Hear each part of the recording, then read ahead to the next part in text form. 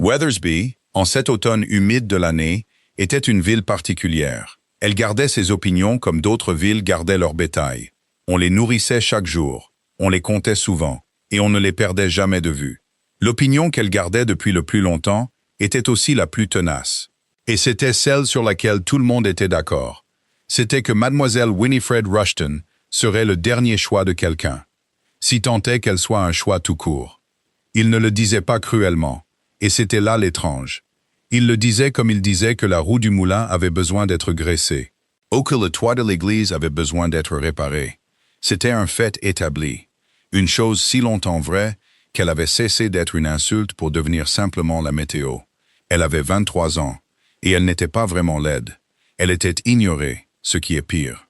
Car la laideur peut au moins être discutée. Être ignoré, on ne peut rien y faire. Il n'y a pas de réponse à une pièce qui ne se retourne pas sur votre passage. L'avis parut dans le journal du comté un jeudi. Il se trouvait en petit caractère, là où vivaient les fiançailles. Il était niché entre une vente de bois de chêne et l'annonce d'une jument baie perdue. Et il disait ce que de tels avis disaient toujours. Un mariage était arrangé, et aurait lieu sous peu, entre sa grâce le duc de Kingsmere de Blackmore et mademoiselle Winifred Rushton de cette ville. Peg le lut la première. Elle était vieille et lisait lentement, suivant la ligne avec son doigt. Elle le lut 3 fois avant de poser le journal sur la table de la cuisine, comme s'il pouvait la gronder. « Mademoiselle, dit-elle, mademoiselle, venez ici. » Winifred était près du four, de la farine jusqu'au coude. Son visage était réchauffé par le feu. Elle ne se retourna pas tout de suite, car un pain à ce moment-là ne peut être laissé. Elle avait appris il y a longtemps que le monde pouvait attendre le temps d'un pain. « Un moment, dit-elle. »« Ça ne peut pas attendre un moment, dit Peg. C'est dans le journal. » Alors Winifred vint, s'essuyant les mains. Elle lut la ligne, puis elle la relut, exactement comme Peg. Elle ne cria pas. Elle ne s'assit pas lourdement sur la chaise comme le faisaient les femmes dans les histoires. Elle resta seulement très immobile, le torchon à la main. Elle sentit toute la forme du jour à venir s'arranger devant elle, comme des meubles dans une pièce sombre. Parce que ce n'était pas vrai. Elle n'avait jamais rencontré le duc de Kingsmere. Elle l'avait vu 2 fois, à travers la largeur d'une église et la largeur d'une place de marché. Et les 2 fois, il ne l'avait pas vu. C'était la condition ordinaire de sa visibilité pour quiconque. Maintenant, tout Weathersby lirait cette ligne en prenant son petit déjeuner. Et tout Weathersby ferait ce qu'il faisait de mieux. Ils décideraient ensemble et sur le champ de ce que cette ligne signifiait exactement. « C'est une erreur, dit-elle. Un employé a dû se tromper de nom. Il y a votre nom en entier, dit Peg. Winifred Rushton. Il n'y en a pas d'autre. C'était vrai. Il n'y en avait pas d'autre. Elle plia le journal le long de son propre pli, le rendant tout petit. Elle le mit dans la poche de son tablier. Puis elle retourna au four, car le pain ne pouvait être laissé. Il n'y avait rien d'autre dans toute cette vaste matinée qu'elle sut faire. Pour comprendre l'effet de cette annonce, il faut remonter 5 ans en arrière. C'était la dernière fois que Winifred Rushton s'était tenue devant la ville et avait été regardée. Elle avait 18 ans et elle était promise. Son nom était Monsieur Brindle, un vicaire avec un beau menton. Il avait l'habitude de dire des choses sérieuses sur les pauvres. Winifred avait cru, comme on croit à 18 ans, qu'un beau menton et des paroles sérieuses constituaient tout un homme. Les bans furent publiés 2 fois. La ville était au courant. Le 3e dimanche, les bans auraient dû être publiés pour la dernière fois. Mais M. Brindle n'était pas à l'église. Il était à 30 miles de là, épousant la fille d'un malteur avec 4000 livres. Ce qui faisait 4000 livres de plus que ce que Winifred possédait. La ville, assise sur ses bancs, comprit le calcul avant même que le pasteur ne se racle la gorge. Personne ne la regarda méchamment. Et c'était encore ça le problème. Ils la regardèrent avec une pitié douce et terrible. La pitié qu'on accorde à un cheval boiteux. Elle la suivit hors de l'église et au fil des ans. Et elle se durcit lentement pour devenir un fait établi. Elle serait le dernier choix de quelqu'un, si tant est qu'elle soit un choix. Elle avait cessé de s'en soucier, ou du moins elle se l'était dit. Ce qui, en pratique, est presque la même chose. Elle s'était construit une vie avec les morceaux dont la ville ne voulait pas. Elle tenait une petite maison. Elle gardait une vieille servante. Et elle faisait du pain. Sa grand-mère le lui avait appris dans un pétrin en bois pâle et usé. Il était large comme une bassine, fissuré une fois, et réparé avec une bande d'étain. Dans ce pétrin, 3 générations de femmes Rushton avaient fait un pain que les gens traversaient la ville pour acheter. Mais une dame ne vendait pas de pain, alors Winifred n'en vendait pas. Elle le donnait. Elle le donnait à l'hospice et aux 2 sœurs aveugles de la ruelle des Couteliers. Et à tout enfant qui se tenait à sa porte, l'air de penser que le pain résoudrait une question pour lui. Un grand nombre d'enfants découvrirent que c'était le cas. C'était la seule chose dans sa vie qui se tournait vers elle. Le pain lève pour quiconque est patient et chaleureux et ne lui ment pas. Le pain se fichait qu'elle soit le dernier choix. Il l'avait choisi chaque matin pendant 5 ans. Et elle avait appris à s'en contenter, ou presque. Elle alla au marché ce jeudi-là, car la maison avait toujours besoin de bougies, à vie ou pas à vie. Elle sentit la place changer à son arrivée. Les conversations ne s'arrêtèrent pas. Elles baissèrent seulement de ton et se courbèrent. Comme l'herbe se courbe loin d'elle et l'une vers l'autre. 2 femmes à l'étal de fromage se mirent à chuchoter. Une 3e rit, puis parut honteuse de rire. Toute la place avait lu les petits caractères. Et toute la place avait déjà décidé ce que cela signifiait. Cela signifiait que le dernier choix avait visé trop haut. Cela signifiait qu'il y aurait un règlement de compte, une rupture, et un nouveau chagrin pour lequel on la plaindrait. Weathersby l'aimait le plus dans ses chagrins, car la ville n'avait jamais su quoi faire d'elle autrement. Elle acheta ses bougies et garda le menton haut. Elle ne se pressa pas, car se presser leur aurait dit qu'ils avaient touché juste. Elle avait appris cette leçon à 18 ans, dans l'église, avec toute la ville qui la regardait ne pas pleurer. Au coin de la ruelle des Couteliers, les sœurs aveugles attendaient. Elles ne pouvaient pas lire le journal, ce qui était leur grâce. Elles ne la connaissaient que par son pas et son pain. Et elles tendirent leurs mains fines. Et l'aînée dit, « Vous êtes en retard aujourd'hui, ma chère. »« Quelque chose ne va pas? »« Rien ne va, » dit Winifred.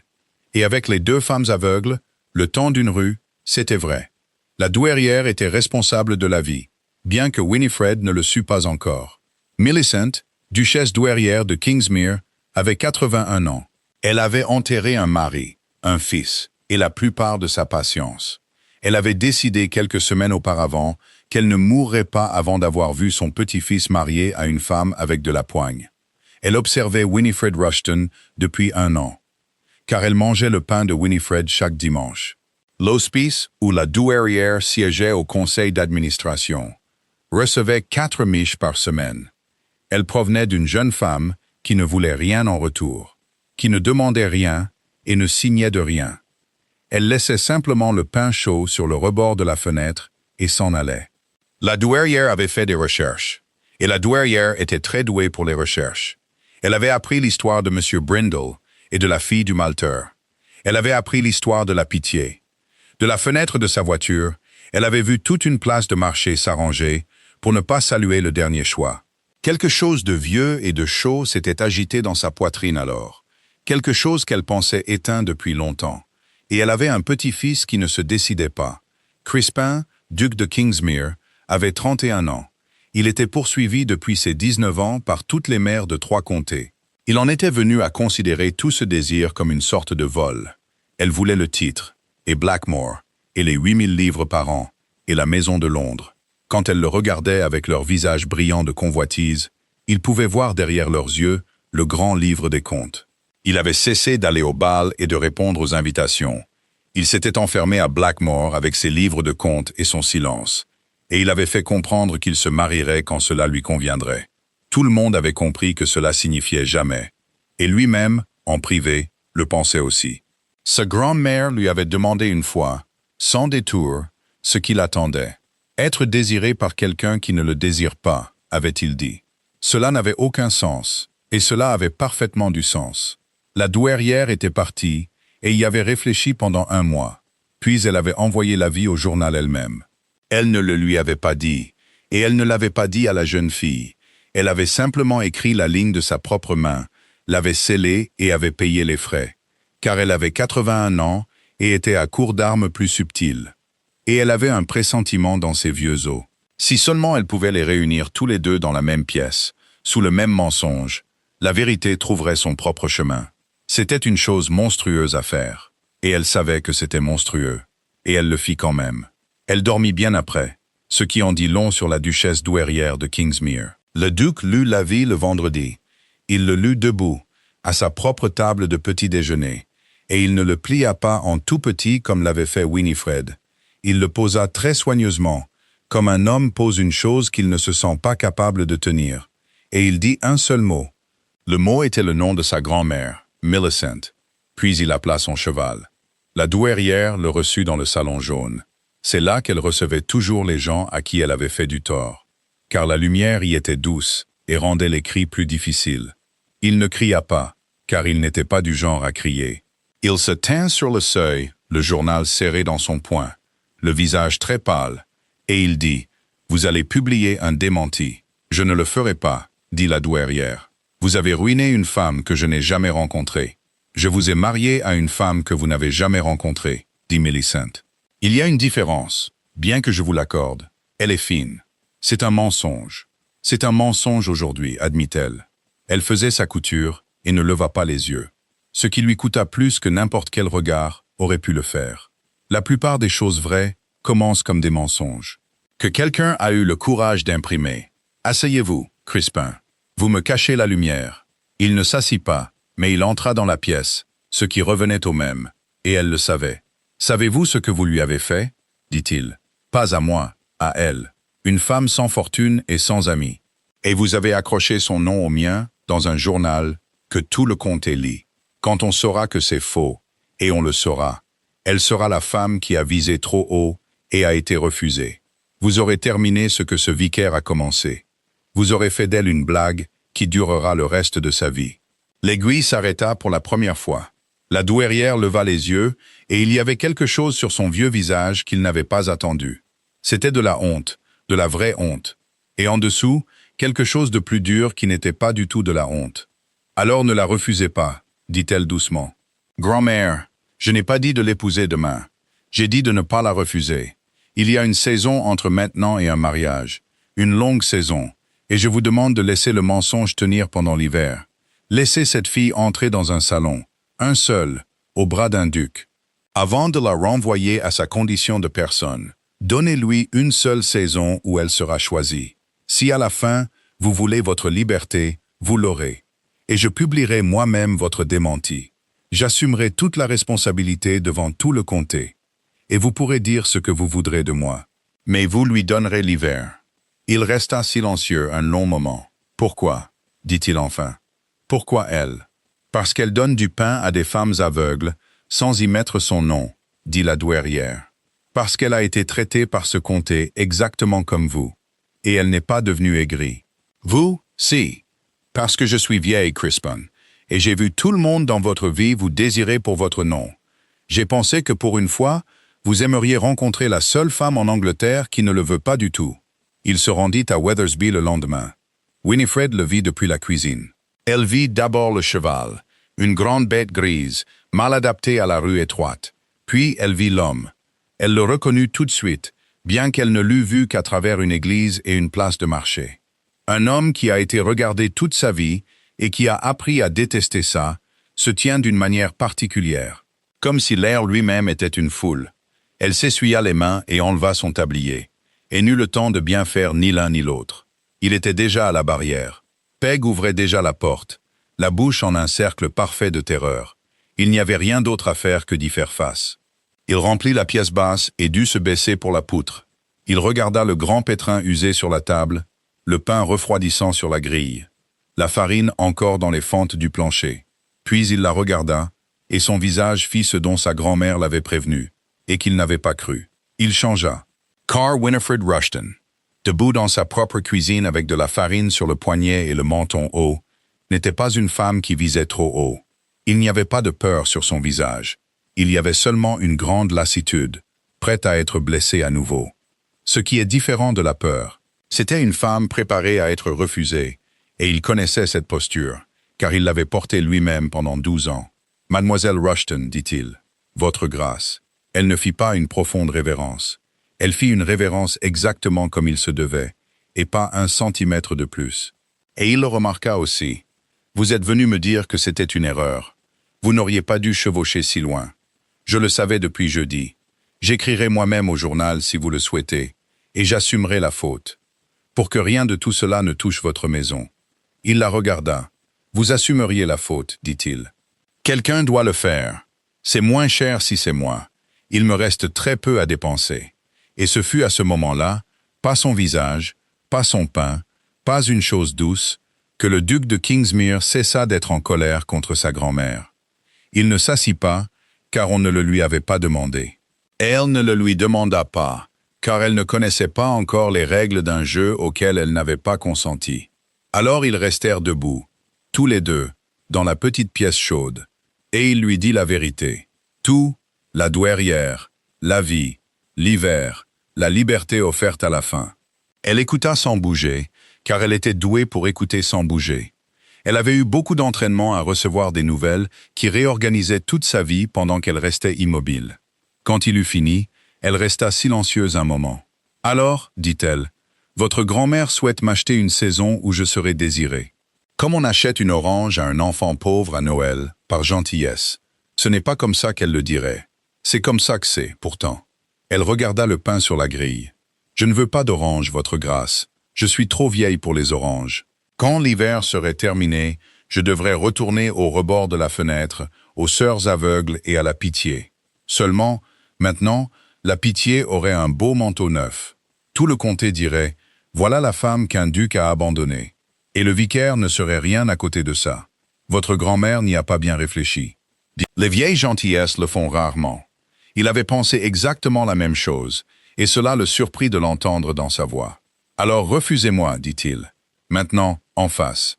Je porterai le refus au journal. Et vous serez la femme qui a rompu avec un duc, ce qu'aucune femme de ce comté n'a jamais été. Qu'ils en fassent la pitié qu'ils pourront. » Elle leva brusquement les yeux, car c'était intelligent, vraiment intelligent. Et c'était gentil sous l'intelligence. Personne n'avait été intelligent et gentil avec Winifred Rushton depuis 5 ans. Et elle sentit cela atterrir quelque part qu'elle pensait sceller. « Vous me laisseriez vous refuser, dit-elle lentement, et prendre toute l'indignité de la chose, pour que je sois protégée pour le reste de ma vie.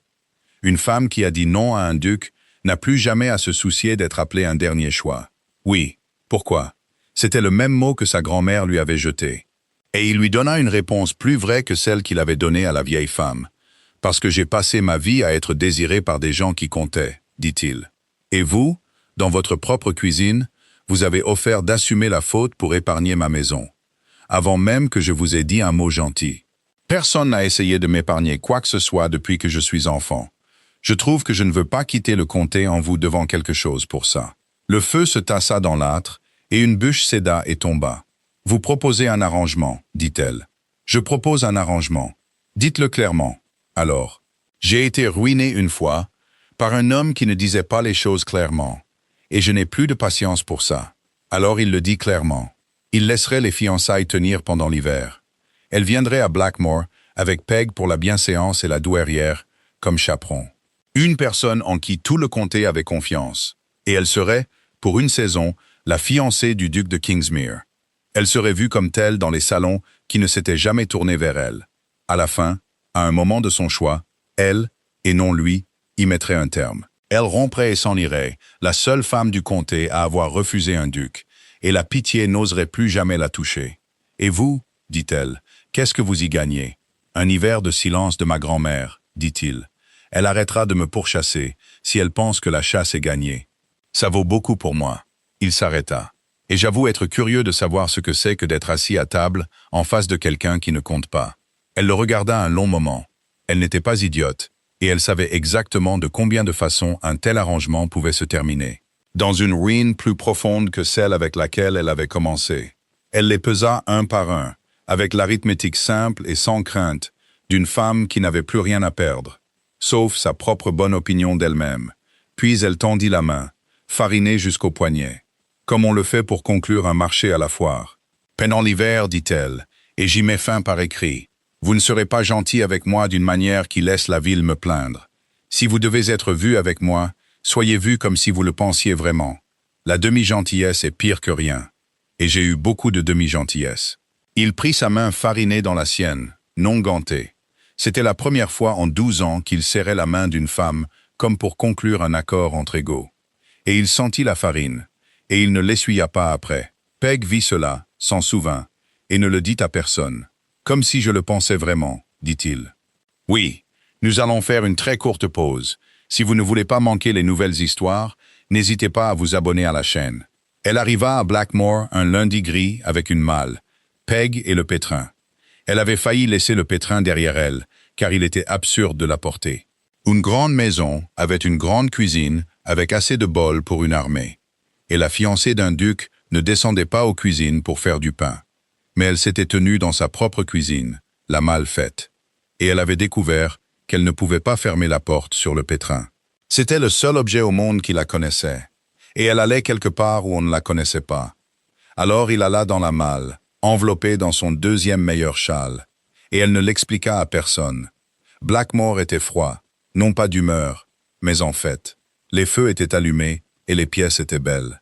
Et c'était froid comme une maison est froide quand personne à l'intérieur n'est heureux. Elle le sentit dès qu'elle entra dans le hall. Le grand silence affligé d'un lieu qui s'était habitué à être malheureux. Et quelque chose en elle, un instinct de boulangère, voulut aussitôt le nourrir.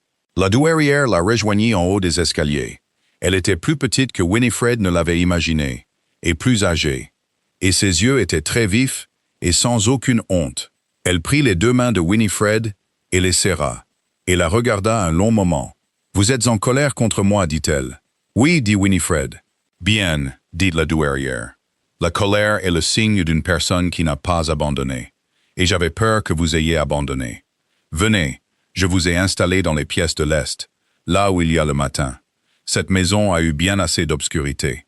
La gouvernante était Madame Marrow, une femme sobre avec des clés. Elle avait dirigé Blackmore à travers son long malheur, avec une fierté raide et blessée, et elle n'approuvait pas du tout une personne de rien venue de Weathersby. Elle se détendit d'exactement 1 degré le 3e matin. Elle entra dans la cuisine à 6 heures et trouva la fiancée du duc de Kingsmere. Les manches retroussées jusqu'au coude, au milieu d'une fournée de pâtes, à l'aise dans le seul endroit de la maison où Madame Marrow pensait qu'aucune dame n'irait jamais. « Mademoiselle, dit Madame Marrow, scandalisée. « Madame Marrow, dit Winifred sans s'arrêter, votre four tire à gauche. Saviez-vous que le côté droit chauffe moins? Celui qui a construit le conduit était pressé. Ce n'est rien qui ne puisse être géré. Mais vous devez tourner les pains à mi-cuisson, sinon vous obtenez un côté pâle. J'ose dire que vous obtenez un côté pâle depuis des années, et que vous blâmez la farine. Madame Marrow, en effet, obtenait un côté pâle depuis des années, et blâmait la farine. Elle resta un long moment sur le seuil, puis elle entra et ferma la porte derrière elle, contre le froid du couloir. « Montrez-moi, dit-elle, d'une voix entièrement différente. C'est comme ça que ça a commencé. Pas avec le duc, avec le four. Le duc, dans ses premières semaines, était un étranger courtois. Il venait dîner. Il la promenait dans la longue galerie pour que les portraits puissent la regarder, puisque le comté ne le pouvait pas encore. Il répondait à ses questions en 2 ou 3 mots. Aussi économe qu'un homme qui déroule une corde qu'il n'est pas sûr de vouloir perdre. Elle apprit lentement sa forme, de la même manière qu'on apprend une pièce sombre, par un tibia cogné et une chaise trouvée. Elle apprit qu'il se levait tôt et parcourait lui-même les limites du domaine, ce qu'aucun duc n'avait besoin de faire. Car l'air en mouvement était la seule chose qui le calmait. Elle apprit qu'il lisait la nuit dans la bibliothèque à la lueur d'une seule bougie, bien qu'il y eût assez de bougies dans la maison pour éclairer une salle de bal. Il avait grandi en voyant son père gaspiller et ne pouvait se défaire de l'habitude de compter. Même son propre confort. Elle apprit qu'il avait eu un frère autrefois, plus âgé, l'héritier. Il était mort à 24 ans d'une chute de cheval. Crispin n'avait jamais voulu Blackmore, ni le titre. Il avait hérité des deux comme on hérite d'une dette, et il en comptait le coût depuis lors. Elle apprit tout cela par bribes, au cours de dîners qui s'allongeaient, sans que personne ne le décide. La table de Blackmore était très longue. La première nuit, ils s'assirent à ses 2 extrémités, un duc et sa fiction, avec une étendue de chêne polie entre eux. Et ils s'échangeaient des remarques sur la longueur du comté, le long du bois brillant. La 4e nuit, Winifred, sans un mot, déplaça sa place de 3 sièges. La 7e, elle la déplaça de 3 de plus. À la fin de la 2e semaine, elle était assise à sa droite, assez près pour passer le sel, sans l'aide d'un laquais. La longue table froide était devenue discrètement une table courte et chaleureuse. Et aucun d'eux n'en parla jamais. La douairière, de son côté, observa la scène et ne dit absolument rien. Ce qui, pour la douairière, était un grand triomphe de la volonté. Et il y avait le pain. Il s'insinua dans la maison, comme la chaleur s'insinue dans une maison. Par le bas, de la cuisine vers le haut. D'abord, ce n'était que l'odeur dans les escaliers le matin. Puis il fut sur la table, et le duc, qui mangeait comme un homme se ravitaille, sans y prêter attention, le remarqua. Puis il ressortait dans des paniers pour les métayer, car Winifred avait demandé à Madame Marrow, qui était souffrant dans les chaumières. Et Madame Marrow, se détendant maintenant de 3 ou 4 degrés, le lui avait dit. C'est comme ça que l'enfant est arrivé. Elle s'appelait Nan, la fille d'un métayer nommé Corbould. Il avait la ferme, une mauvaise poitrine et trop d'enfants. Nan était la plus hardie d'entre eux, âgée de 7 ans. Avec une dent en moins et aucune peur des ducs, car on ne lui avait jamais dit d'en avoir. Elle suivit un panier de pain jusqu'à la grande maison un matin, comme un chaton suit le lait. Et elle fut trouvée par Winifred sur le seuil de la cuisine, fixant le four avec tout son cœur dans le regard. « Vous pouvez entrer, dit Winifred, si vos bottes sont propres. » Nan regarda ses bottes, qui n'étaient pas propres, et le four, qui était chaud, et elle fit le calcul que chaque enfant fait. Elle essuya très fort ses bottes sur le grattoir et entra. Elle vint la plupart des matins après cela. Elle apprit à taper sur les pains pour entendre le son creux. Elle apprit à pétrir maladroitement de tout son petit poids. Elle posait des questions sans fin, et Winifred y répondait sans fin, car personne depuis 5 ans n'avait autant voulu de ce que Winifred savait.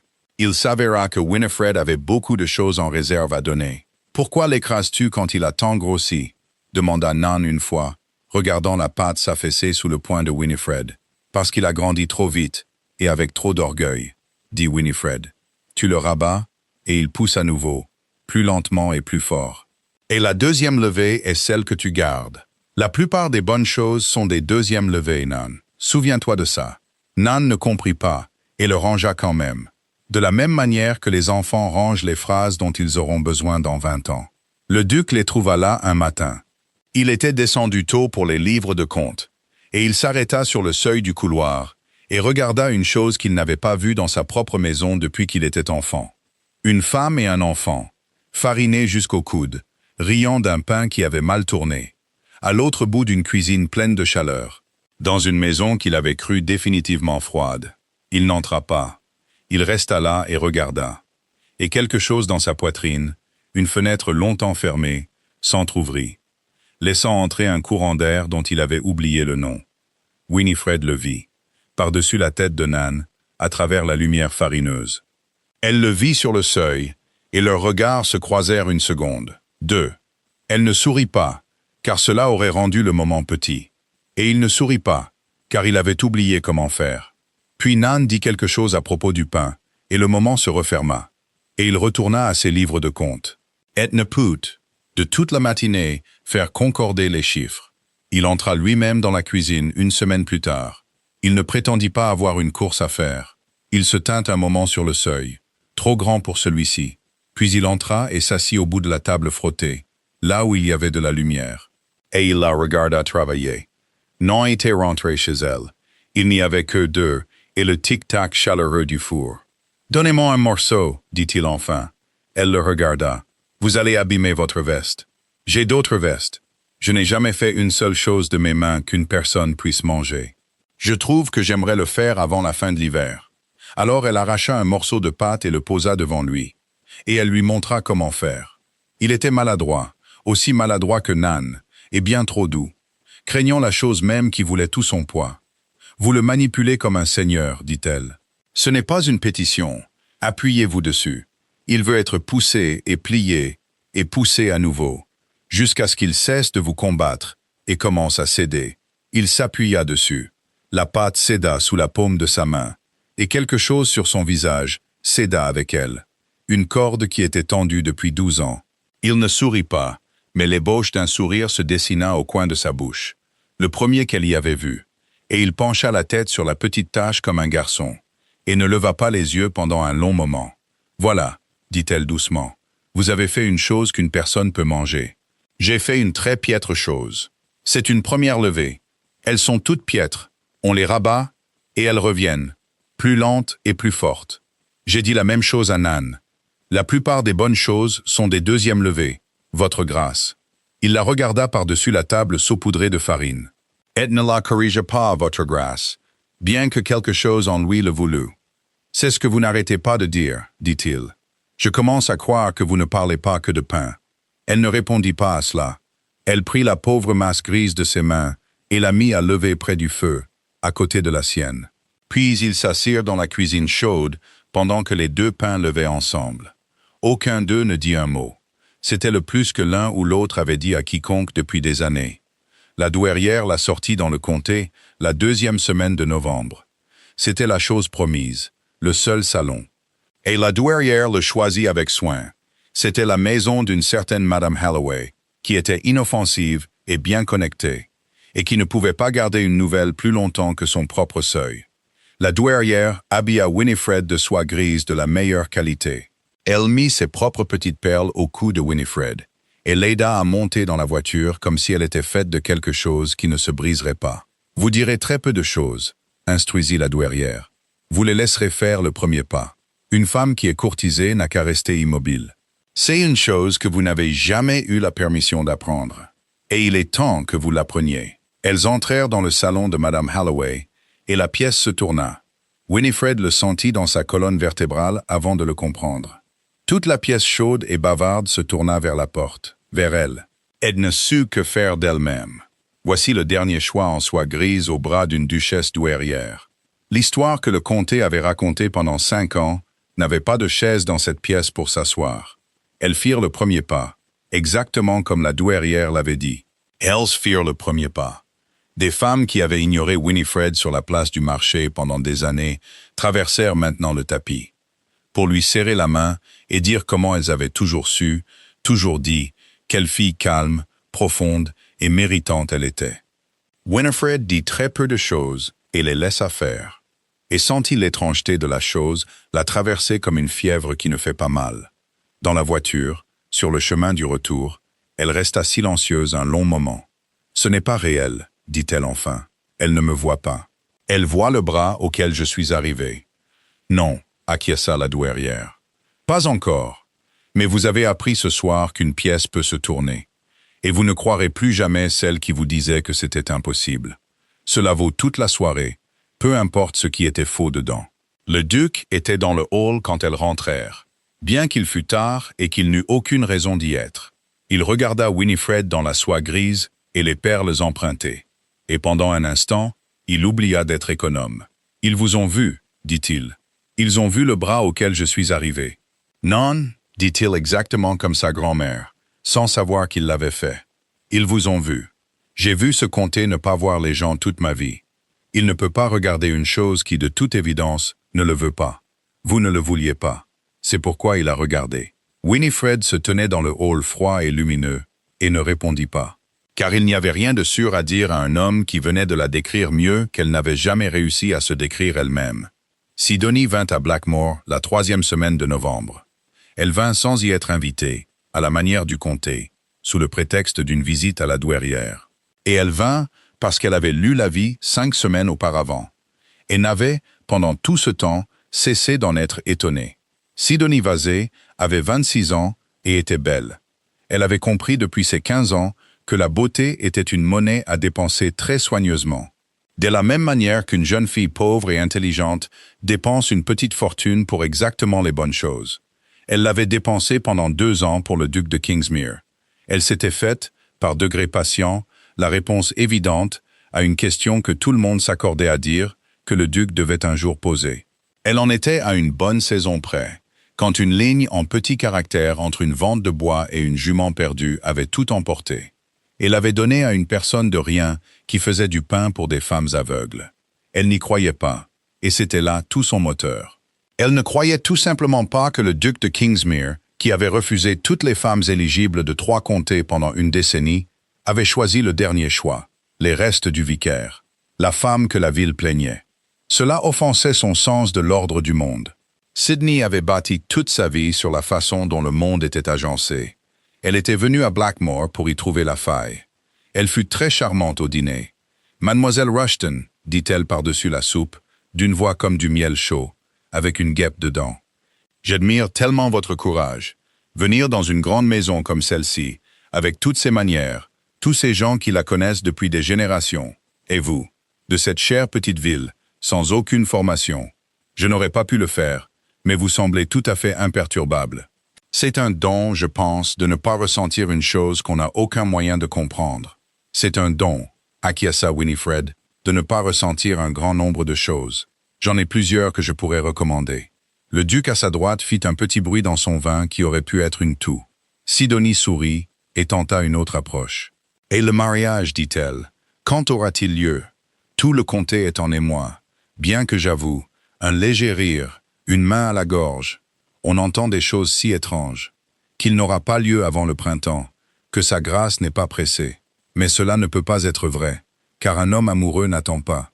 Alors, j'ai dit à maman, ils se marieront directement. Vous verrez. » La table devint très silencieuse, car c'était, bien sûr, exactement vrai. Il n'y avait pas de mariage fixé, et il ne pouvait pas y en avoir, car il n'y aurait pas de mariage, seulement un hiver et une rupture. Sidonie avait mis son doigt habile droit à travers le papier de la chose, et elle le savait, et elle observait leur visage pour voir la vérité apparaître. Winifred sentit toute la fiction vaciller. Puis le duc posa son verre. « Nous nous marierons, dit-il, quand mademoiselle Rushton le souhaitera, et pas un jour avant. J'ai attendu 31 ans une femme que je n'ai pas eu à persuader. Elle a été pressée une fois dans sa vie par un homme dans une église, et ça s'est mal terminé. Je n'ai pas l'intention d'être le second. » C'était le plus long discours que quiconque à Blackmore l'avait entendu faire en un an. Winifred tourna la tête et le regarda. Et il la regardait. Et pendant un moment dangereux, la fiction n'était plus une fiction du tout. Ils le sentirent tous les deux. Sidonie, qui observait, le sentit aussi et le détesta, et comprit qu'elle n'allait pas trouver sa faille en plein jour. Alors elle devrait la chercher dans le noir. Elle resta 3 jours, charmante pendant les 3. Elle parcourut la galerie et admira les portraits. Elle s'assit avec la douairière et perdit gracieusement aux cartes. La 3e nuit, quand la maison fut endormie, elle n'alla pas se coucher. Elle alla en chaussons, avec une bougie abritée dans sa main, au seul endroit d'une grande maison où ces vérités sont toujours écrites. Le petit salon où la douairière gardait son bureau. Elle cherchait une lettre, et elle ne trouva pas de lettre. Elle trouva quelque chose de mieux. C'était le grand livre de la maison. Et plié à l'intérieur, de la propre écriture audacieuse de la douairière, se trouvait le brouillon de l'avis qu'elle avait envoyé au journal. En dessous, de la même main, se trouvait une seule ligne que la vieille femme s'était écrite à elle-même et n'avait jamais envoyée à personne. C'est la façon dont les vieilles femmes écrivent la vérité, là où seul Dieu et le grand livre la liront. Si je peux les mettre dans une pièce sous un mensonge, la vérité éclatera. Il n'a jamais été choisi. Qu'il soit choisi une fois, même par une ruse, même par moi. Sidonie le lut 2 fois. De la même manière que Peg avait lu la vie et Winifred, en remuant les lèvres sur le calcul. Une ruse? C'était une ruse, une charité, une saison de gentillesse achetée pour une personne de rien. Et ça se terminerait par une rupture. Et le duc n'était pas perdu après tout. Il était simplement prêté. Tout ce que Sidonie avait à faire était de briser le mensonge en public au bon moment, devant les bonnes personnes. Winifred Rushton serait finie pour toujours. Le duc de Kingsmere serait libre. Et Sidonie serait là, belle, quand il chercherait un moyen de réparer sa fierté. Elle recopia la ligne, remit le grand livre exactement à sa place, et alla dans son lit froid pour rester éveillée jusqu'à l'aube. Non pas par culpabilité, mais par une joie dure et brillante, qu'elle prit pour de l'intelligence. Le matin, elle prit congé de Blackmore, avec les mots les plus doux du monde. La douairière, à qui très peu de choses échappaient, regarda sa voiture partir, et elle sentit, sans pouvoir en nommer la raison, un petit doigt froid lui parcourir l'échine. L'hiver s'intensifia, le mensonge continua, et sous lui, la vérité sur laquelle la douairière avait parié commença très doucement à grandir. Elle grandit à table, qui était courte maintenant. Elle grandit dans la bibliothèque, où Winifred commença à venir la nuit avec sa propre bougie. Il s'avéra qu'elle lisait aussi. Les 2 bougies faisaient plus de lumière qu'une seule, bien qu'aucun d'eux n'ait jamais dit que c'était la raison. Une de ces nuits, elle lui posa la question qu'elle se posait depuis la cuisine. « Pourquoi avez-vous accepté ?» dit-elle. « Pas l'hiver, la curiosité. Vous avez dit que vous souhaitiez vous asseoir en face de quelqu'un qui ne comptait pas. Mais vous auriez pu trouver une telle personne n'importe où. Et n'ai jamais imprimé un mensonge pour le faire. Il resta silencieux un moment, tournant la page qu'il ne lisait pas.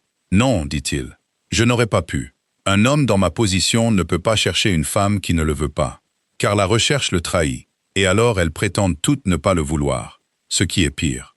Ma grand-mère a compris ça. Elle ne m'a pas donné une femme qui ne me voulait pas. Elle m'a donné une femme qui ne voulait que se débarrasser de moi, honnêtement, par écrit, au printemps. C'est le seul désir honnête qu'on m'ait offert en 12 ans. Il leva les yeux. Ou le seul non-désir honnête. J'avoue que je commence à perdre la différence. Winifred baissa les yeux sur son livre et ne tourna pas la page non plus. « Puis-je vous demander quelque chose en retour ?» dit-elle après un moment. « Vous comptez tout. Vos bougies, vos vestes, votre propre confort. Pourquoi ne comptez-vous jamais le pain? Il sort de cette maison dans des paniers, pour des gens qui ne paieront jamais un sou pour cela. Et vous ne m'avez jamais demandé une seule fois ce que ça coûte. » Il y réfléchit un long moment, et elle vit que personne ne lui avait jamais posé la question. « Parce que c'est la seule chose dans cette maison qui revient, » dit-il enfin. « Tout ce que je compte sort et ne revient pas. Les loyers, les réparations, les canalisations, le toit. Mais vous envoyez du pain à une chaumière malade, et la chaumière envoie son enfant se tenir à la porte de ma cuisine et être heureux. Je ne savais pas qu'une chose pouvait être dépensée et revenir plus grande. Mon père ne m'a jamais appris ce calcul. Je l'apprends tard. » Il fit une pause. « Vous me l'apprenez, bien que je ne pense pas que vous en aviez l'intention. »« Non, » dit Winifred. « Je voulais seulement nourrir les gens. Le reste vous appartient. » Ça grandit sur le domaine, où elle parcourait les limites avec lui maintenant, les matins gris de décembre, apprenant la terre comme elle apprenait tout, dans les détails. Ce champ, ce déversoir, la chaumière où les corboldes toussaient dans le froid. Il y eut un matin dont elle se souvint longtemps après. Le gel était dur et le ciel était bas. Il arrêta le cheval gris en haut du long champ et resta à regarder l'ensemble de Blackmore. La maison gisait, petite et grise dans son creux. Un filet de fumée s'élevant mince contre le ciel bas. « Mon frère aimait cet endroit, » dit-il. Il ne parlait pas souvent de son frère. « Je n'ai jamais pu. C'était toujours à lui, et je ne m'en occupe maintenant que comme un homme s'occupe d'une chose laissée en sa garde, pas comme on s'occupe d'un foyer. Vous pourriez vous en occuper de cette façon, dit-elle, si vous le laissiez en être un. » Il la regarda et ne répondit pas. Mais la fumée montait droit de la cheminée de la cuisine où son pain levait, et ils la regardèrent tous les deux, et aucun d'eux ne dit ce que la fumée signifiait. Ça grandit surtout le matin de la première neige. N'en ne vint pas ce matin-là. Winifred, attendant avec la pâte, sentit le nœud se former avant de le comprendre. De la même manière qu'on sent une dent manquante avec la langue. À 10 heures, elle avait mis sa cape. À midi, elle était à la ferme éloignée, dans la chaumière basse et sombre, avec les enfants Corbould alignés le long du mur comme des oiseaux effrayés. Nan était sur le lit, brûlante. Une fièvre montait dans la nuit, de nulle part, comme elle le faisait, comme elles avaient emporté la malteuse de M. Brindle 2 hivers auparavant, comme elle prenait les enfants chaque année sans demander la permission de personne. Winifred n'envoya pas chercher le médecin pour s'asseoir et se tordre les mains. Elle avait soigné sa propre mère à travers la fièvre qui l'avait emportée. Et elle connaissait le travail, le long travail sans gloire. Les linges frais, la tête surélevée, les cuillerées de bouillon données une par une, passées entre des lèvres gercées, à travers une nuit qui n'a pas de fin. Elle retroussa ses manches. Elle envoya les enfants effrayés chez le voisin, et elle resta. Le duc la trouva là à minuit. Il était rentré de l'autre côté du domaine dans une maison où sa fiancée n'était pas, et Madame Marrow, blanche dans le hall. Et il ne s'était pas arrêté pour se demander pourquoi son cœur faisait ce qu'il faisait. Il avait simplement appelé le cheval gris et avait chevauché à travers la neige fraîche jusqu'à la ferme. Il entra, se baissant sous la porte, un duc dans la chaumière d'un métayer. Et il la trouva près du lit, les cheveux défaits, les manches mouillées jusqu'au coude, et la petite main de Nan dans la sienne. « Vous ne devriez pas être ici, » dit-elle sans lever les yeux. « C'est peut-être contagieux. Vous aussi peut-être, dit-il, et je suis venu pour vous quand même. » Elle leva les yeux alors. C'était la chose la plus simple qu'il ait jamais dite, et il n'avait pas eu l'intention de la dire. Et elle resta en suspens dans la petite pièce chaude entre eux, avec la respiration rauque de l'enfant en dessous. Aucun d'eux n'y toucha. Il y avait du travail à faire, et certaines vérités sont trop grandes pour être saisies au milieu d'une fièvre. Elles doivent être posées et laissées jusqu'à ce qu'il y ait du temps. Alors il resta, un duc à genoux près du lit d'un enfant de métayer, tordant des linges dans de l'eau froide toute la longue nuit, au coude à coude avec le dernier choix, faisant le travail sans gloire. Il n'était pas doué pour ça. Ses linges étaient trop mouillés, et ses grandes mains étaient maladroites avec la petite cuillère. Et il fit chaque petite tâche exactement comme elle le lui disait, sans jamais demander pourquoi il fallait le faire de cette façon. C'est la chose qu'elle garda après. Pas qu'un duc se soit agenouillé dans la chaumière d'un métayer, mais qu'il ait fait ce que le dernier choix lui disait toute la nuit, et qu'il ait été reconnaissant pour les instructions. La fièvre tomba près de l'aube, comme elles le font ou non. Cette fois, elle le fit. Nan dormit enfin d'un vrai sommeil. Winifred s'assit sur ses talons, mit son visage mouillé dans ses mains mouillées, et trembla une fois, fort. Il posa sa main à plat entre ses omoplates, et la laissa là, et ne dit rien, car il n'y avait rien qui n'aurait pas rendu le moment plus petit. Ils rentrèrent à la première lueur grise, à travers la terre blanchie. « Crispin », dit-elle. C'était la première fois. Elle n'avait jamais utilisé son nom. Elle avait dit « Votre grâce », ou une ou deux fois. À la hâte. Rien du tout. Maintenant, fatiguée au-delà de la portée de la fiction, au-delà de l'arrangement, au-delà de tout l'hiver prudent, elle dit son nom simplement dans la neige. Il tourna la tête. « Oui », dit-il. C'était tout, mais elle l'avait dit, et il y avait répondu. Et tous deux savaient qu'une ligne avait été franchie dans le matin blanc.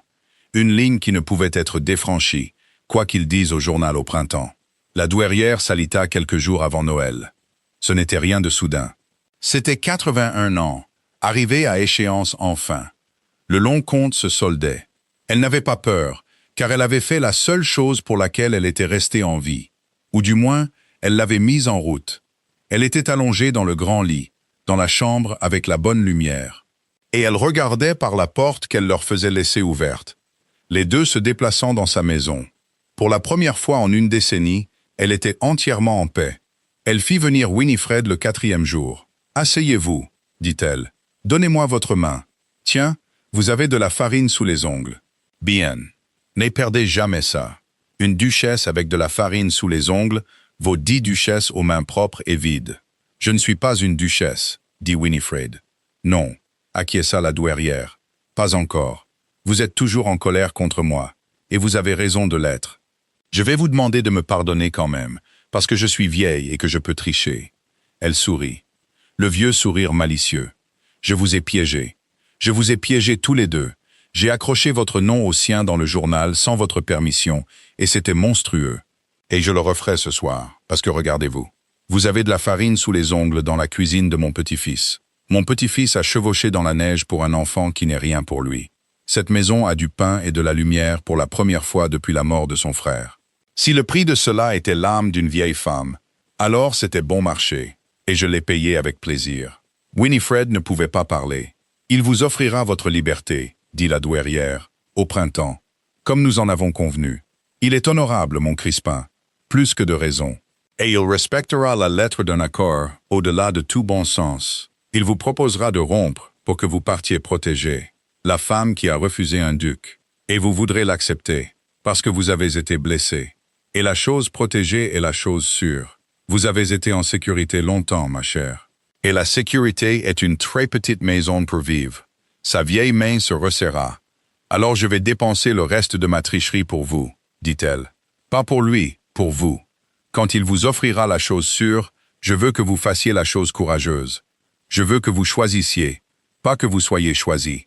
Vous en avez eu assez d'attendre d'être choisi ou non choisi toute votre vie. Je veux que pour une fois, vous soyez celle qui choisit. Le dernier choix fait par vous-même, celui fait en dernier, librement et au-delà de tous les autres. Et il tient. Promettez à une vieille tricheuse que vous y penserez au moins. Je le promets, dit Winifred, et découvrit qu'elle pleurait et que cela ne la dérangeait pas. La douairière mourut 2 jours après Noël, dans son sommeil, dans la bonne lumière, la porte ouverte.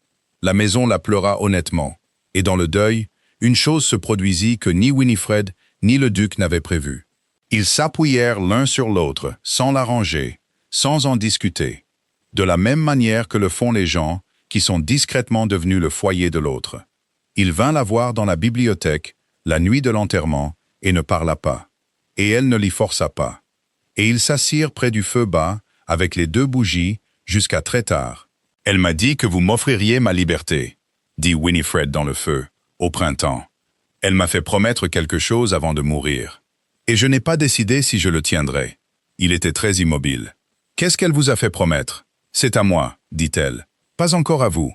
Elle a dépensé beaucoup de sa mort là-dessus, et j'ai l'intention de le dépenser avec soin. » Quand enfin il se leva pour partir, il s'arrêta près de sa chaise, et posa une fois sa main sur ses cheveux, de la même manière qu'il l'avait posée sur son dos dans la chaumière. « Merci, » dit-il, « pour l'hiver. » Elle entendit le passé dans sa voix. « Pour l'hiver. » Comme si l'hiver se terminait, comme si l'accord arrivait à échéance. Elle resta assise près du feu mourant longtemps après son départ, retournant la promesse de la douairière dans le noir, comme une pièce qu'elle n'était pas prête à dépenser. Le comté, entre-temps, avait commencé à tourner de lui-même, et il tourna par le bas. L'histoire de la fièvre se répandit depuis la ferme éloignée, comme de telles histoires se répandent. Les Corbould le dirent à la chaumière voisine, et la chaumière le dit au forgeron, et le forgeron le dit à tout le marché. Un duc à genoux dans la cuisine d'un métayer toute une nuit d'hiver, tordant des linges pour l'enfant d'un laboureur. Ce n'était pas une chose pour laquelle le comté avait une étagère. Ça ne correspondait pas à l'homme qu'ils avaient construit de son silence et de ses portes fermées. Et à côté de lui dans l'histoire, il y avait toujours le dernier choix, avec ses manches mouillées jusqu'au coude, faisant ce qu'aucune dame de la haute société ne ferait. Winifred le sentit la fois suivante, où elle alla à Weathersby pour des bougies. La place ne se détourna pas d'elle cette fois. Un charretier qu'elle ne connaissait pas toucha son chapeau. La femme à l'étal de fromage, qui avait chuchoté à propos de la vie, sortit de derrière son comptoir maintenant. Elle pressa un petit pot de miel dans les mains de Winifred. « Pour la pauvre enfant Corbould, » dit-elle. Elle ne voulait pas d'argent pour ça. C'était maladroit et tardif, et Winifred savait exactement ce que ça valait, c'est-à-dire pas grand-chose. Mais c'était une place qui s'était tournée, et elle avait vécu 23 ans sur une place qui ne le voulait pas. Au coin de la ruelle des Couteliers, les sœurs aveugles attendaient, comme toujours. « On dit de grandes choses de vous maintenant, ma chère, » dit l'aîné, tendant ses mains fines. « Toute la ville. Est-ce vrai, pensez-vous? Sont-ils gentils? Enfin, ils se sont tournés, » dit Winifred. « Ce n'est pas la même chose que gentil, mais c'est un début, et je trouve que je prendrai un début. J'en ai attendu un long temps. » Elle ne leur dit pas que ce revirement l'effrayait plus que le froid ne l'avait fait. Une ville qui se tourne vers vous, apprenait-elle, peut se retourner à nouveau. Elle avait bâti toute sa vie sur sa capacité à se tenir sur une place qui ne voulait pas d'elle. Elle ne savait pas encore comment se tenir sur une qui le voulait. Sidonie choisit le bal du Nouvel An à Weathersby. Elle avait attendu avec la patience dont elle était si fière, pour la plus grande salle et la plus pleine. Le bal où tout le comté venait. C'était la salle où le duc devrait enfin amener sa fiancée, dans les salons mêmes qui ne s'étaient jamais tournés vers elle, pour être vue et être crue. Sidonie avait attendu cette salle parce qu'un mensonge brisé dans une petite pièce est une affaire privée, réparable, tandis qu'un mensonge brisé dans une salle pleine est une exécution publique. Elle ne voulait pas rendre le duc, elle voulait le gagner et enterrer Winifred Rushton si profondément qu'aucune saison ne pourrait jamais la déterrer. Elle avait la ligne recopiée de la main de la douairière dans son réticule. Les salles de bal étaient lumineuses. Tout Weathersby était là, et la moitié du comté en plus. Les personnes même qui avaient plaint Winifred pendant 5 longues années. Ils se tournèrent, tous, quand le duc de Kingsmere entra avec le dernier choix à son bras, et ils ne surent que faire de leur visage. La femme qu'ils avaient plainte était en soie grise, le menton haut et la main d'un duc sous la sienne. Et l'histoire qu'ils avaient racontée sur elle pendant 5 ans n'avait plus nulle part où s'asseoir. Pendant 1 heure, ce fut la plus belle heure de la vie de Winifred Rushton. Puis Sidonie traversa la pièce.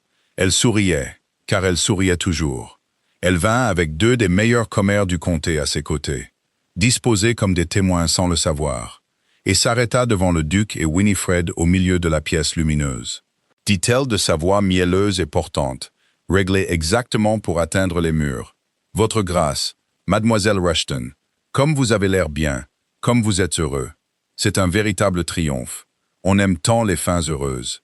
Même la guêpe sortit du miel, même une fin achetée. » Les têtes les plus proches se tournèrent. « Je vous demande pardon, » dit le duc très doucement. « Oh, mais vous n'avez pas à le faire, » dit Sidonie. « Je pense que c'est une chose magnifique, vraiment.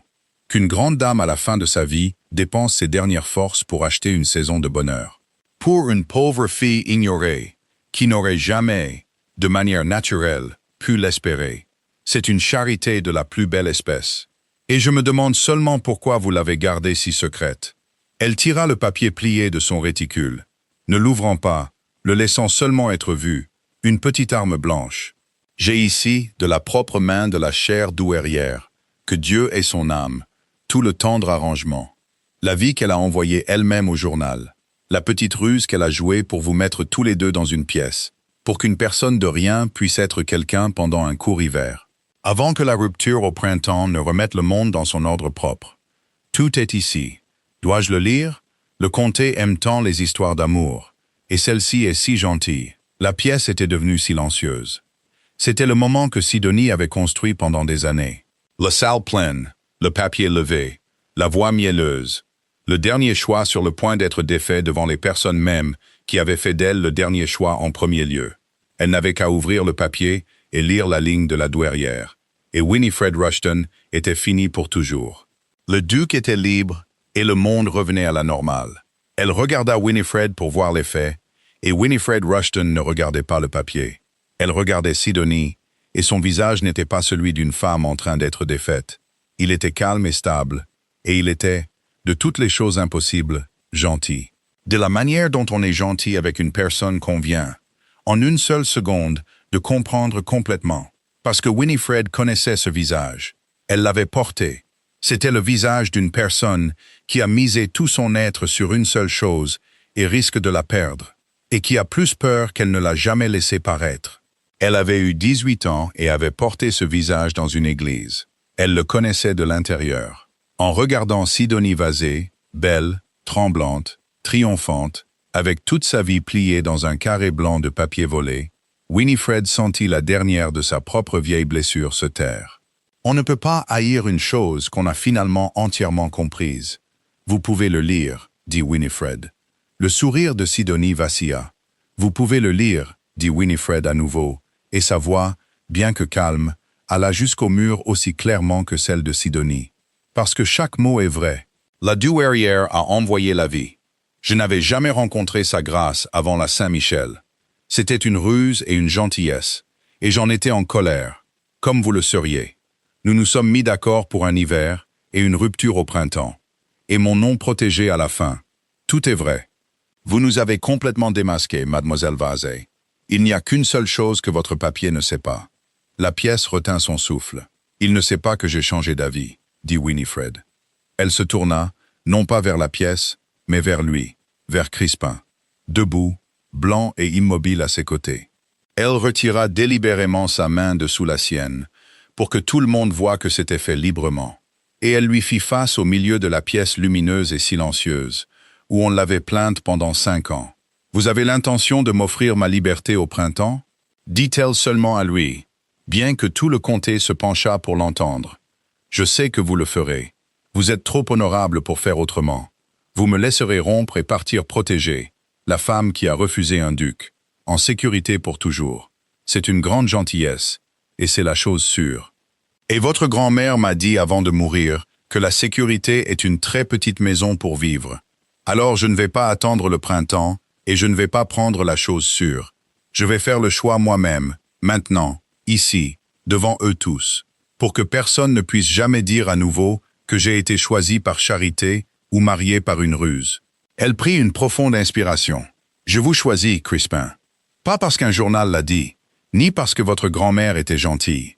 J'ai passé toute ma vie à être le dernier choix, celle qui reste, celle que personne ne vient chercher en premier. Et je trouve que ça ne me dérange plus.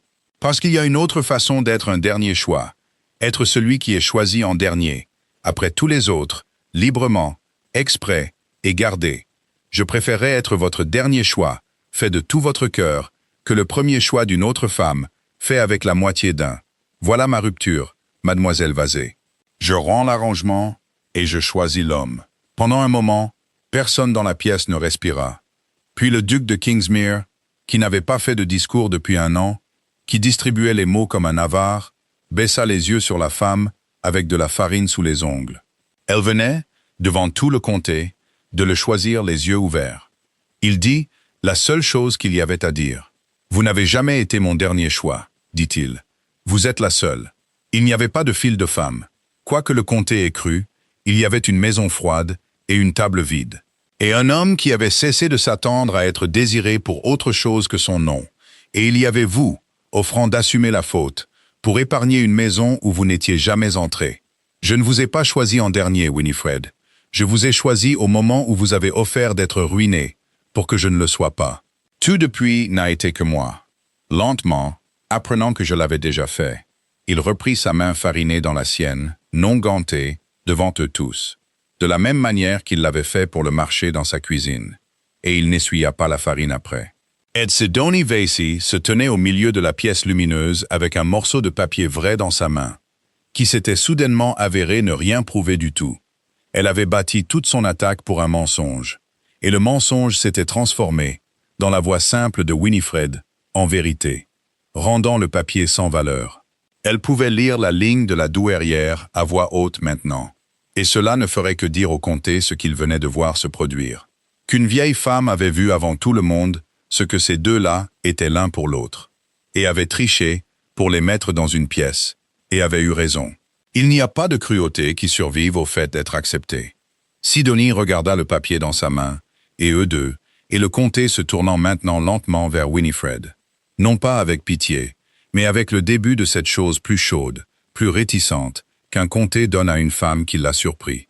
Elle comprit tout d'un coup, avec le haut le cœur d'une personne qui a dépensé une fortune pour la mauvaise chose, qu'elle avait perdue. Qu'elle avait en fait perdu il y a longtemps, en novembre, dans une chaumière froide qu'elle n'avait jamais vue, et qu'on ne le lui avait simplement pas dit. Sa main tenant le papier se mit à trembler. Winifred le vit. Elle aurait pu laisser Sidonie là, être défaite devant la pièce, exactement comme Sidonie avait eu l'intention de la défaire. Au lieu de cela, elle fit la chose que la douairière était morte, en espérant qu'elle avait en elle de faire. Elle fut gentille, elle traversa la petite distance entre elles et se tint près, pour que ce qu'elle dit ensuite n'aille qu'à Sidonie, sous le murmure montant de la pièce. « Rangez-le, dit-elle. Personne n'a besoin de le lire. Vous l'avez porté longtemps, et il vous a coûté très cher, et il n'a abouti à rien. Je suis désolé, car je sais ce que c'est que de tout miser sur un seul homme dans une seule pièce, et de le voir s'en aller. J'ai été là où vous êtes. Ça ne dure pas éternellement, même si on a l'impression que si. Rangez le papier, mademoiselle Vesey, et rentrez chez vous, et trouvez quelque chose à désirer, qui puisse vous désirer en retour. C'est un meilleur hiver que celui que vous passez, je vous le promets. » Sidonie la regarda. Quoi qu'elle ait attendu, ce n'était pas ça. Elle était venue armée pour le mépris, pour le triomphe, pour un combat qu'elle savait mener. Et au lieu de cela, elle avait reçu, de la femme qu'elle était venue détruire, la seule chose contre laquelle elle n'avait aucune défense. La miséricorde de quelqu'un qui avait gagné le droit de la refuser. Ses yeux s'emplirent de larmes. Elle se tourna à cet instant, avant que la pièce ne puisse voir, et elle sortit rapidement à travers la foule qui s'écartait, dans le froid. Elle ne lut pas le papier, et elle ne revint pas. Le comté, qui avait tout vu, décida entre soi, de la manière dont un comté décide, qu'il avait toujours su que Winifred Rushton était quelqu'un de bien, si on y regardait de plus près, et que c'était grand dommage pour ce vicaire toutes ces années auparavant. Et comme tout s'était bien arrangé à la fin, ils se marièrent au printemps, à l'église de Weathersby, dans la lumière simple d'un samedi ordinaire. Elle portait du gris. Elle avait toujours porté du gris, et elle n'allait pas prétendre, le seul jour honnête de sa vie, être une femme qui portait autre chose. La bague de la douairière était à sa main. Nan Corbould, tout à fait rétablie, portait les fleurs et en laissa tomber la plupart, et ne s'en soucia pas, car on lui avait promis qu'elle pourrait taper sur les pains de mariage pour le son creux. Après coup, elle considéra que c'était de loin la fonction la plus importante. La ville vint. La même ville qui l'avait plainte, qui avait fait le calcul sur les bancs 5 ans auparavant, vint maintenant et remplit l'église, et se tourna tout entière vers Winifred Rushton. Cette fois, le revirement était joyeux. Elle se tint là et le laissa être joyeux, car elle avait enfin appris qu'une pièce qui se tourne vers vous tard est toujours une pièce qui se tourne. Peg pleura sur le premier banc, sans honte, dans un mouchoir qu'elle avait gardé pressé à plat dans un tiroir pendant 5 ans, contre ce jour précis qu'elle n'avait jamais cessé d'attendre. Les deux sœurs aveugles étaient là, à côté d'elle. Elles ne pouvaient pas voir la soie grise, ni la bague, ni la façon dont le duc ne quittait pas des yeux sa mariée. Elles le savaient tout de même, au son de l'église, qui était le son de l'esprit de toute une ville, changeant en même temps. « Elle est heureuse », murmura l'aîné, penchant la tête vers le murmure chaleureux. On peut l'entendre. C'est comme le pain. On a toujours pu entendre quand une chose avait levé. Après, dans le cimetière, un vieil homme que Winifred connaissait à peine ôta son chapeau. Il le tourna dans ses mains et dit ce que beaucoup d'entre eux pensaient. « Nous nous sommes trompés sur vous, mademoiselle. Nous tous. Pendant tout ce temps. Il ne savait pas très bien comment finir. J'espère que vous n'en tiendrez pas rigueur à la ville. »« Non, » dit Winifred. Elle découvrit, à sa propre surprise, que c'était vrai. Une ville n'est qu'un grand nombre de personnes effrayées qui se tiennent serrées les unes contre les autres. J'ai eu peur, moi aussi. Je n'en veux à personne qui n'a eu que peur. Le vieil homme remit son chapeau et hocha la tête, comme si elle lui avait donné quelque chose qu'il pouvait emporter chez lui. Peut-être l'avait-elle fait. Elle avait appris ce long hiver que la miséricorde n'est que la dernière levée d'une blessure, qui a été rabattue assez de fois et est revenue plus douce au lieu de plus dure. C'était la seule recette qu'elle avait, que la ville ne l'avait jamais laissé partager. Elle avait l'intention de la partager maintenant. Le duc de Kingsmere lui prit la main devant l'église. « Dernier choix, dit-il. Seulement à elle. » Sous les mots du pasteur. Ce n'était plus la vieille cruauté de la ville dans sa bouche maintenant. C'était son contraire. La chose entière retournée et transformée en bénédiction. Fait en dernier, fait librement, fait après tous les autres, et gardez, dit-elle. Blackmore ne fut plus froid après ça. Vous ne l'auriez pas reconnu pour la même maison. Les feux étaient les mêmes, et les belles pièces étaient les mêmes. Mais le grand silence affligé en était parti. De la même manière qu'une fièvre part dans la nuit quand on ne regarde pas. À sa place, il y avait l'odeur du pain dans les escaliers le matin, et Nan Corbould tapant sur les pains dans la cuisine, et Madame Marrow, entièrement détendue maintenant, tournant les plaques à mi-cuisson. Pour qu'aucun pain ne sorte plus jamais avec un côté pâle, il fit reconstruire le conduit cet été-là, celui qui tirait à gauche depuis avant le temps de son père. C'était une petite chose, et ça coûtait très peu. Il le fit lui-même, debout dans la cour avec le maçon, discutant du tirage. Sa femme avait dit un jour à une gouvernante que celui qui l'avait construit avait été pressé. Il n'était plus un homme qui laissait les choses à la hâte. Il avait appris en un hiver tout l'art lent de la deuxième levée. La longue table resta courte. Ils ne remirent jamais les places à leur place. Les invités le remarquaient parfois. Comme le duc et la duchesse de Kingsmere s'asseyaient étrangement. Entassés à une extrémité d'une table construite pour 40. Assez près pour passer le sel, sans l'aide d'un laquais. Le duc ne l'expliqua jamais. La duchesse souriait seulement, et passait le pain. Le pétrin était sur la table de la cuisine, pâle et usé, réparé avec sa bande d'étain. Le seul objet dans toute cette grande maison qu'il avait connue avant tout ça, et il la connaissait encore. 3 générations de femmes Rushton y avaient fait du pain, et une 4e apprendrait avec le temps. Le pétrin ne se souciait pas des titres. Il levait pour quiconque était patient et chaleureux et ne lui mentait pas. Et il l'avait choisi chaque matin de sa vie, à l'époque où personne d'autre ne le voulait. Et elle n'oublia jamais la dette. À la ferme éloignée, la poitrine des Corbould allait mieux grâce aux bons hivers. Les bons hivers venaient parce que les limites du domaine étaient maintenant parcourues par un duc, qui connaissait chaque champ dans ses détails, ce déversoir, cette chaumière. Et par une duchesse qui savait qui était souffrant avant le médecin et envoyait les paniers. Nan grandit avec ce pain. Elle grandit assez pour atteindre l'étagère haute où vivait le pétrin, et pour apprendre à un plus petit Corbould l'astuce de taper sur un pain pour le son creux. Elle ne se souvenait pas beaucoup de la fièvre, mais elle se souvenait de la phrase sur les 2e levées, exactement comme Winifred avait dit que ça se passerait. Elle l'a dit au plus petit enfant par-dessus la pâte qui s'affaissait. Elle ne savait pas encore ce que cela signifierait pour elle. Dans la bonne lumière de la chambre de la vieille douairière, la porte était toujours gardée ouverte maintenant, exprès, pour que la maison n'oublie plus jamais comment laisser entrer le matin. Winifred s'asseyait là parfois aux premières heures, avant que la maisonnée ne se réveille, avec son thé qui refroidissait.